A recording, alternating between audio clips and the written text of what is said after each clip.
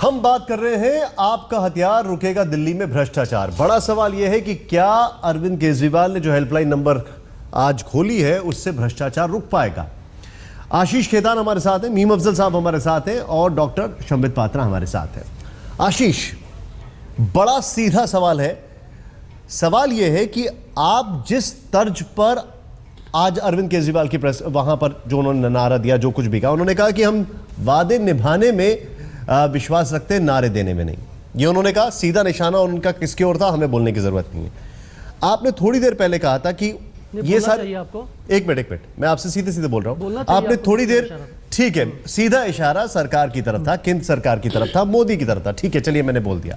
अब आप मुझे ये बोल के बता दीजिए, आपने थोड़ी देर पहले लोकपाल का नाम लिया था। आपके अपने लोकपाल कहते हैं कि मेरे को अपमानित किया गया और जिस तरीके से जलील हुए वो, उन्होंने उसके लिए बाकायदा खत लिख दिया। आपने वीआईपी कल्चर की बात की, आज बाकायदा वीआईपी गेट नंबर थे जिसको अजय माकन उठा रहे हैं। क्या आप सिर्फ वादा पूरा करने की खाना पूर्ति कर रहे हैं या आपका जो इंटेंट है उसके पीछे कोई विश्वास है, और विश्वास धीरे धीरे जो 67 का आंकड़ा है उसने डाइल्यूट कर दिया है एक पॉलिटिकल एरोगेंस के चलते? दिल्ली की जनता ने हमें 67 सीटें और 55% वोट, इतना बड़ा ऐतिहासिक मैंडेट क्यों दिया? हमारे वादों पर दिया। हमने कहा था कि हम दिल्ली को भारत का पहला भ्रष्टाचार मुक्त राज्य बनाएंगे, बिजली के दाम आधे करेंगे, महंगाई कम करेंगे, पानी मुफ्त करेंगे, गरीबों के लिए मकान देंगे, गरीबों के लिए बेहतर स्वास्थ्य सुविधाएं, बेहतर शिक्षा देंगे। इन सब के लिए हमें वोट दिया। अगर उस पर हम बात करें तो हमने बिजली के दाम आधे किए, हमने पानी मुफ्त किया, हमने पहले दिन से कहा कि भ्रष्टाचार नहीं करने देंगे किसी को।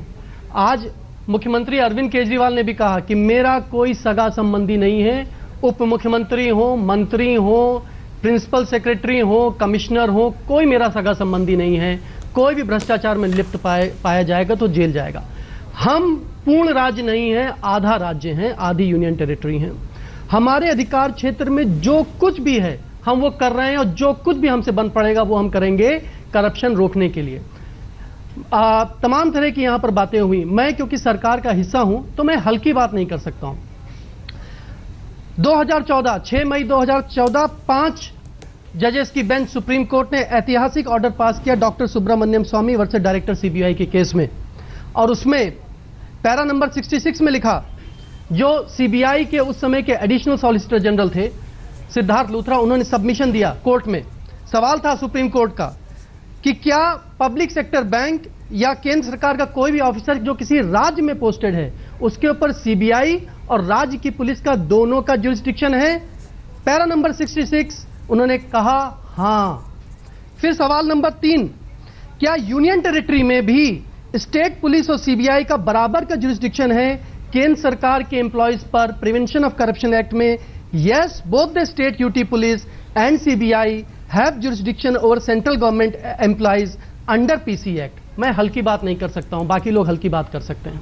मैं ये कहना चाह रहा हूं कि सुप्रीम कोर्ट की 5 जजेस की बेंच ने कहा कि किसी भी राज्य या यूनियन टेरिटरी में जहां पर केंद्र सरकार के एम्प्लॉयज काम कर रहे हैं, आशीष, इसका जवाब मैं संबित पात्रा से ले रहा हूं। मैं डॉक्टर संबित पात्रा से इसका जवाब ले रहा हूं। आशीष, मैं आज आप मुझे, क्योंकि आप खुद पत्रकार रह चुके हैं इसलिए आप समझ सकते हैं कि मेरी पोजीशन न सिर्फ पत्रकार की है लेकिन उसी आम आदमी पार्टी की तरफ से, उसी आम आदमी की तरफ से मैं एक आपसे सवाल पूछ रहा हूं कि आज की तारीख में आम आदमी पार्टी सिर्फ वादे निभाने के लिए वादे कर रही है, या इनकी खाना पूर्ति, या ये जो खाना पूर्ति हो रही है ये सिर्फ इसलिए कर रही है क्योंकि ये करना है और दिखाना है कि हम ऊपर हैं? क्योंकि अगर आपकी पार्टी की बात की जाए, आपने पानी बिजली के दाम कम करने की बात की अभी थोड़ी देर पहले, बिजली के दाम आपने जो कम किए हैं, पानी के दाम आपने जो कम किए हैं, उससे फायदा 6,70,000 लोगों को हो रहा है पानी का। और अगर उसी पानी की बात की जाए तो 12,40,000 लोगों को अतिरिक्त बोझ पड़ा है। एक दूसरा, आपने लोकपाल की बात की थी, आपने अपने डिस्कशन की, अगर आप रिवाइंड करके सुने अपना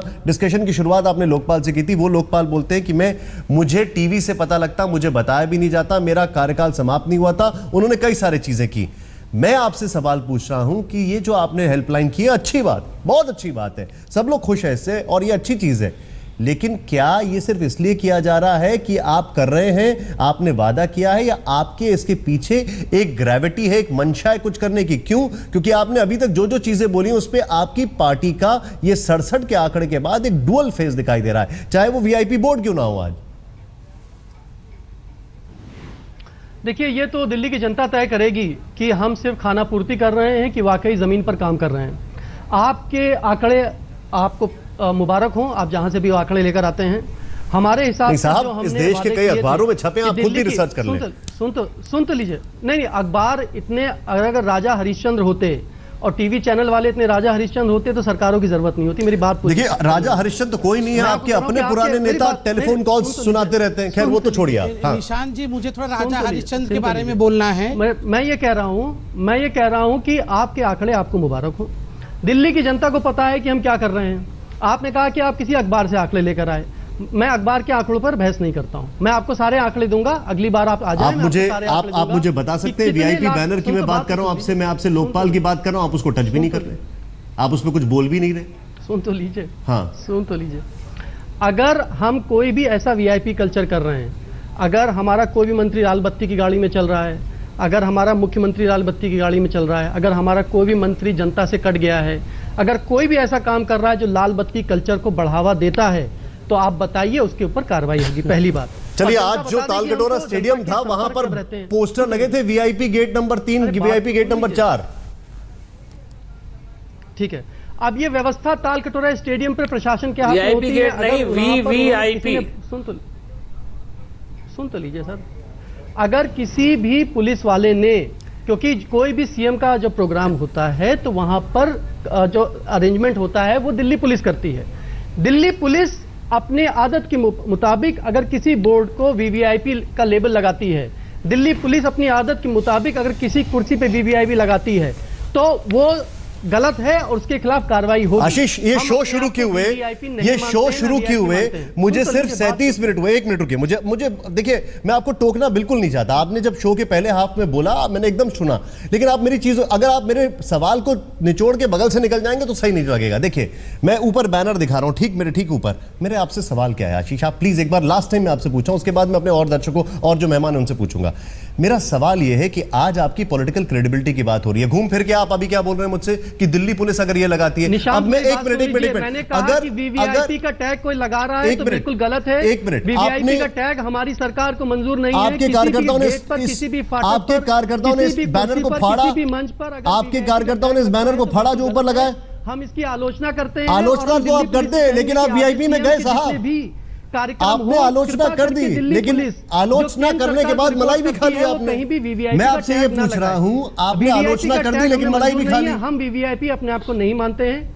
हमारा कोई मंत्री, हमारा कोई विधायक अपने आप को वीवीआईपी नहीं मानता है। इससे ज्यादा दिल्ली पुलिस अपनी आदत के मुताबिक कोई वीवीआईपी का बोर्ड, कोई मैं उत्तर दे दूं जरा, और हम कहेंगे दिल्ली पुलिस को चिट्ठी लिखकर कहेंगे, अरे आशीष भाई, कहीं भी वीवीआईपी का चस्पा ना लगाएं।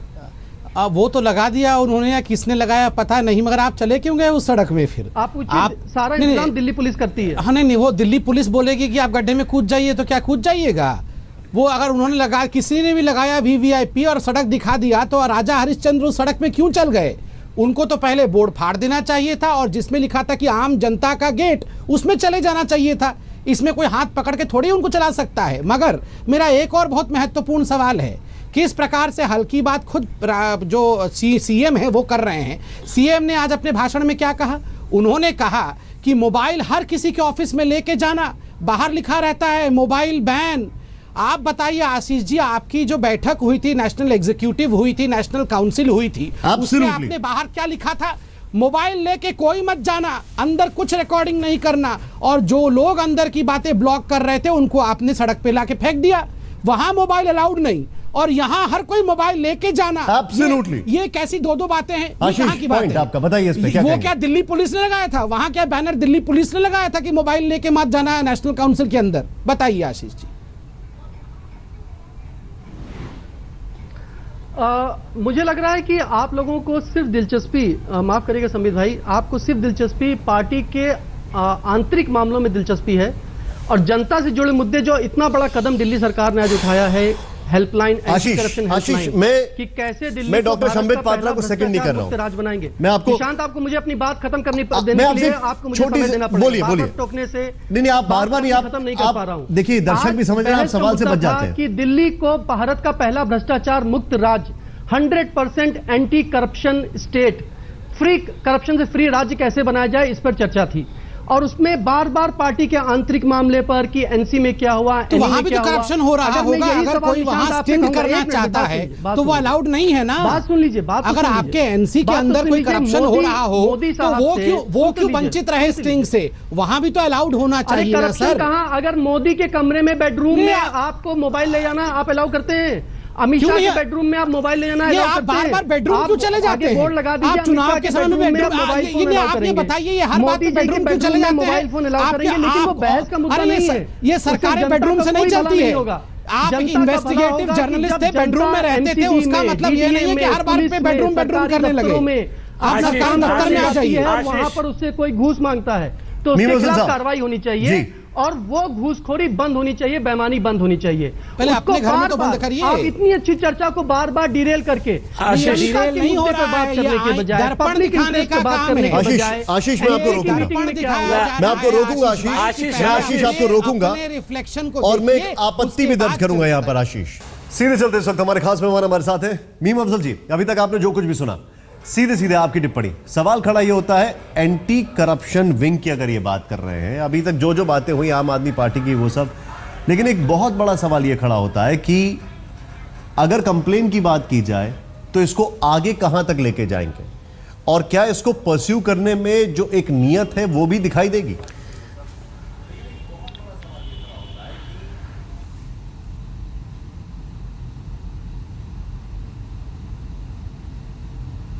मीम अफजल जी, क्या आप मुझे सुन सकते हैं?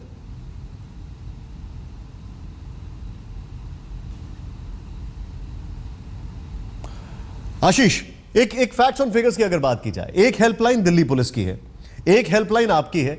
ज्यादातर हेल्पलाइन में जो पिछले 12 साल का रिकॉर्ड है उसके हिसाब से ज्यादातर जो कंप्लेन आई थी वो दिल्ली पुलिस और उसके बाद एमसीडी के ऊपर आती है।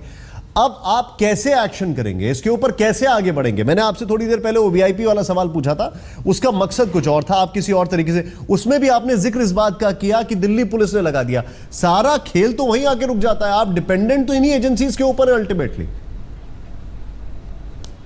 देखिए, दिल्ली पुलिस ने भ्रष्टाचार के खिलाफ क्या कार्रवाई करी, क्या नहीं कार्रवाई करी, वो दिल्ली की जनता के सामने है। ये बात आपकी सही है कि एमसीडी और दिल्ली पुलिस, इन दो विभागों से सबसे ज्यादा जनता त्रस्त है। डीडीए से भी जनता त्रस्त है, राशन की दुकानें हैं और उसके बाद आरटीओ है। तमाम ऐसे विभाग हैं जहां पर जनता का सीधे अधिकारियों से आमना सामना होता है, वहां पर करप्शन है। तो उसके खिलाफ दिल्ली पुलिस अभी तक पूरी तरीके से विफल रही है। हमारे पास संविधान के अनुसार एंटी करप्शन विंग है, उसके पास पुलिस के सारे अधिकार हैं, प्रिवेंशन ऑफ करप्शन एक्ट के भी सारे अधिकार हैं। मैंने आपको सुप्रीम कोर्ट का जजमेंट पढ़ के बता दिया। ये हेल्पलाइन एक शुरुआत है, ये पहला कदम है, आखिरी कदम नहीं है। इसके बाद इस पे जितनी भी कॉलें आएंगी उनको सीरियस नॉन सीरियस कैटेगरी में विभाजित कर जहां पर प्राइमा फेसाई केस है, स्ट्रांग एविडेंस है, वहां पर हमारी anti corruption wing case register करेगी और जांच सीआरपीसी और आईपीसी के सारे अधिकारों के तहत जांच करेगी, चार्जशीट करेगी और जो गलत अधिकारी हैं जिन्होंने गलतियां करी हैं उनको जेल भेजा जाएगा। लेकिन हम ये चाहते हैं कि जैसी पारदर्शिता और जैसी संजीदगी हम डॉक्टर संबित पात्रा, वैसी संजीदगी के साथ बताइए। देखिए, मैं इतना कहना चाहता हूं कि आज पहला दिन है हेल्पलाइन का। हेल्पलाइन के खिलाफ हमें कुछ भी नहीं कहना है, हमें क्रिटिसाइजिंग पार्टी नहीं है, स्वागत है, मगर क्या होगा उसका अंजाम वो वक्त बताएगा। बड़ी बात है कि आप जो स्टिंग के माध्यम से लोगों को चाहते हैं कि लोग रिश्वत के खिलाफ काम करें, तो ओनस लोगों के ऊपर आपने छोड़ दिया है। दूसरी बात है, अब देखिए, खुद आपके घर में जितने स्टिंग हुए हैं वह भी आपके मुखिया के खिलाफ, आपने उसको नॉन सीरियस कैटेगरी में डाल दिया है। क्या भरोसा है कि स्टिंग लेकर कोई जनता जाएगा तो आप उसको सीरियस कैटेगरी में डालेंगे? आपके स्टिंग के लिए एक पैमाना, दूसरों के स्टिंग के लिए दूसरा पैमाना, ये कैसे हो सकता है? स्टैंडर्ड्स, नियत और नीतियां, अगर नियत है तो नीतियां अपने आप ठीक होती हैं, लेकिन खाली नीतियों से काम नहीं चलता है। इसको लेकर बहुत कुछ चल रहा है। आप दोनों का बहुत बहुत शुक्रिया। लेकिन ब्रेक के बाद हम सीधे चलेंगे और देखेंगे कि क्या कह रही है जनता, आपका जवाब क्या है अभी तक। ब्रेक के बाद